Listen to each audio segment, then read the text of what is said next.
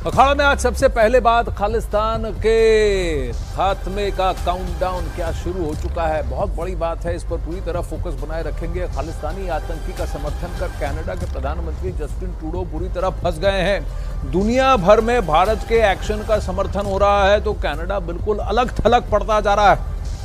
उधर कनाडा में खालिस्तानियों का प्रोपेगेंडा भी एक करके फ्लॉप हो रहा है।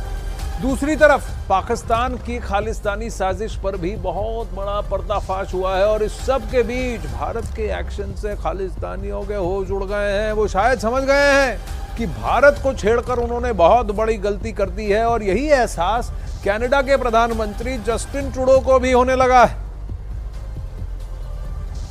अब कनाडा के वैंकूवर में भारतीय कॉन्सुलेट के बाहर खालिस्तानियों का प्रदर्शन पूरी तरह से फ्लॉप हो गया।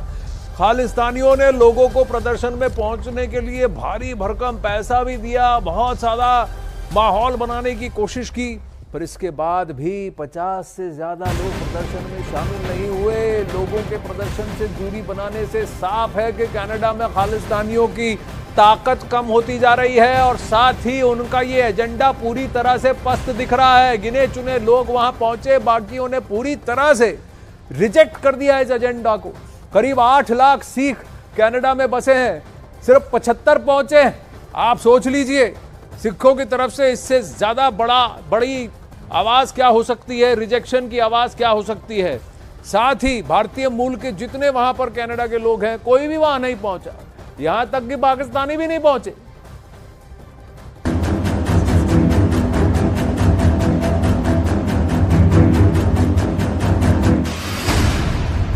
कनाडा में खालिस्तानियों का मंसूबा नाकाम।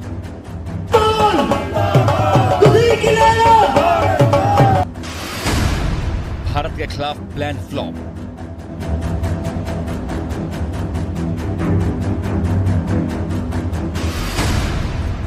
कनाडा में खालिस्तानियों का फ्लॉप शो। ये कनाडा के वैंकूवर की तस्वीरें हैं, जहां भारत के खिलाफ प्लान को अंजाम देने के लिए खालिस्तानी समर्थकों ने एड़ी चोटी एक कर दी थी। सोशल मीडिया से लेकर शहर के चौक चौराहों पर समर्थन जुटाने के लिए पानी की तरह पैसे बहाए गए। लेकिन वैंकूवर में भारत के खिलाफ खालिस्तानियों का प्लान कैसे फ्लॉप हुआ, अब जरा वो भी देखिए। खालिस्तानियों ने कनाडा के वैंकूवर में भारतीय कॉन्सुलेट के बाहर भारत के खिलाफ बड़ा प्रोटेस्ट बुलाया था, लेकिन इस प्रोटेस्ट में कितने खालिस्तानी समर्थक पहुंचे वो भी देख लीजिए। सारे तामझाम के बावजूद इंडियन कॉन्सुलेट की बिल्डिंग के सामने खालिस्तानी समर्थक प्रदर्शन के लिए मुश्किल से 30 समर्थक भी जुटा नहीं पाए और प्रोटेस्ट का ये प्लान पूरी तरीके से फेल हो गया। इस प्रोटेस्ट के लिए खालिस्तानियों ने बड़ी तैयारी की थी। वैंकूवर में भारतीय कॉन्सुलेट के बाहर इस प्रोटेस्ट को लेकर कड़ी सुरक्षा लगाई गई थी, लेकिन मुट्ठी भर खालिस्तानी समर्थकों के पहुंचने पर पूरा प्रदर्शन फ्लॉप हो गया। अब जरा ये देखिए कि कनाडा में भारत के खिलाफ खालिस्तानियों को भड़काने के लिए पाकिस्तान की ओर से कैसे प्लान बनाया गया था। भारत के खिलाफ खालिस्तानियों को भड़काने के लिए पाकिस्तान से 30 से ज्यादा सोशल मीडिया के प्लेटफॉर्म का इस्तेमाल हो रहा है। पूरी दुनिया में सोशल मीडिया के 30 से ज्यादा प्लेटफॉर्म के जरिए माहौल खराब करने की कोशिश कर रही है पाकिस्तान की खुफिया एजेंसी ISI। सोशल मीडिया पर इन तमाम प्लेटफॉर्म पर एजेंडा पाकिस्तान से चल रहा है। भारतीय एजेंसियां 30 से ज्यादा सोशल मीडिया प्लेटफॉर्म पर नजर रख रही हैं।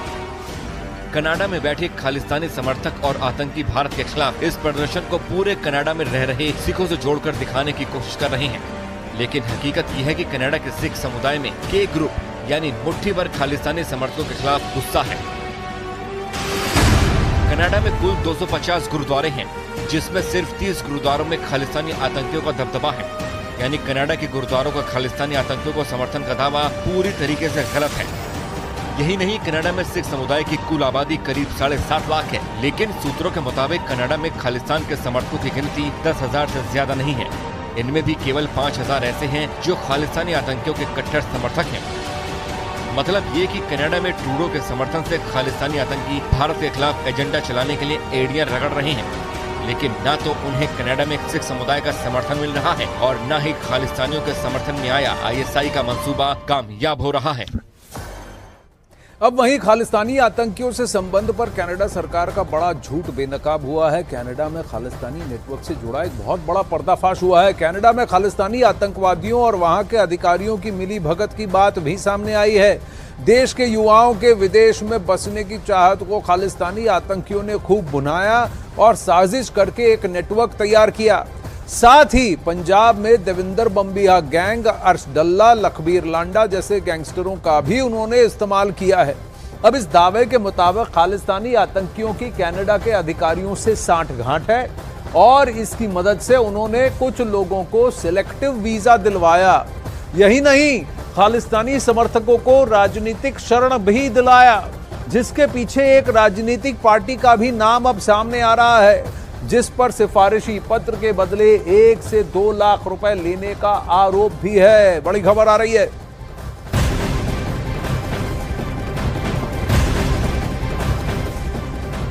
कनाडा में बैठे खालिस्तानी आतंकियों की फंडिंग पर बहुत बड़ा पर्दाफाश हुआ है और इसका पाकिस्तान कनेक्शन भी अब सामने आ रहा है। सूत्रों के मुताबिक ड्रोन के जरिए पंजाब में ड्रग सप्लाई होती है। इससे होने वाली कमाई का हिस्सा कनाडा में बैठे आतंकियों तक भी जाता है। इसी पैसे के दम पर खालिस्तानी आतंकी कनाडा में भी नशे का कारोबार बढ़ा रहे हैं। तमाम सबूत होने के बावजूद कनाडा सरकार चुप्पी साधे हुए है। अब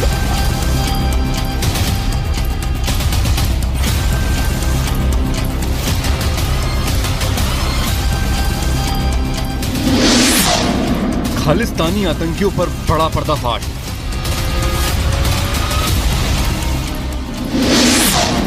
ड्रग्स के कारोबार से खालिस्तानियों को फंडिंग।